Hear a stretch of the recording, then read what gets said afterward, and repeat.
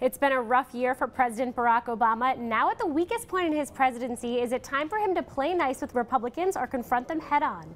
Washington Bureau Chief Jerry Seib is here with his take. Hi, Jerry. Hey, Sarah, how are you? So it seems like the biggest accomplishment the president has had in the last couple months is avoiding a budget catastrophe. What are his two paths forward now? Well, you're right. I mean, his high point of the year politically was when the Republicans suffered a self-inflicted wound by taking the blame for shutting down the government in October. It looked then as if Republicans were the ones having a bad 2013. But things have slid pretty far for the president then, and it's been a rough year for him, largely because of the disastrous rollout of Obamacare at the end of the year, but also because, and people have forgotten this to some extent, most of the rest of his agenda was pretty stalled on Capitol Hill. There was no new gun control law. There was no immigration reform.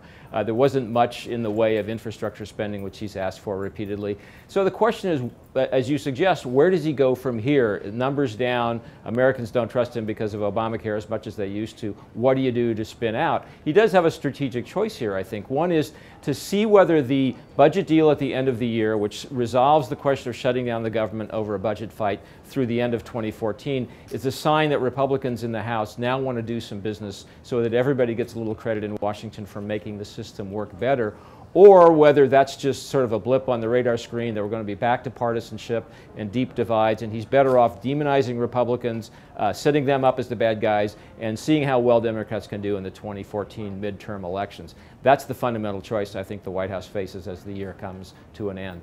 And it seems like the first real test of which strategy he chooses is going to be the debt ceiling, which we're expected to hit sometime in March. How are both sides positioning themselves for that? Well, I do think that's the first test, though probably less for President Obama, who's simply going to sit back and see what happens, at least initially.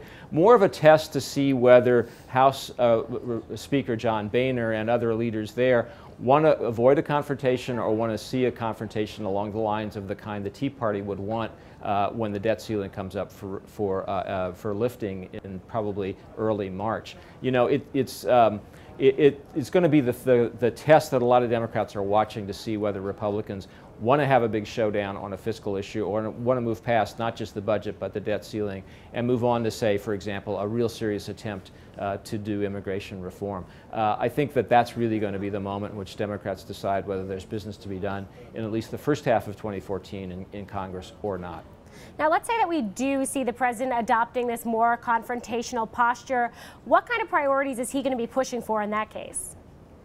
Well, you're going to get the test of that on January 28th when the president does his State of the Union address. And he's made it pretty clear that he's going to talk a lot about income inequality. That's going to be the brand he wants to put on 2014. By that, he means things to help middle class and working class Americans close the gap with upper income Americans. The argument being that upper income Americans have recovered from the deep recession just fine, other Americans have not. We need to do something about that. That means things like increasing the minimum wage, stressing things like extending unemployment benefits for the long-term unemployed, which lapse at the end of the year this year, and doing some things to sort of perhaps deal with tax rates and things like sort of middle income subsidies. And I think that those kind of questions will be, at least rhetorically, very prominent in the State of the Union address. The question is, are those talking points or are those things you can actually try to make some progress on? All right, Jerry Seib, it'll be interesting to see how this shapes up. Thanks for joining us.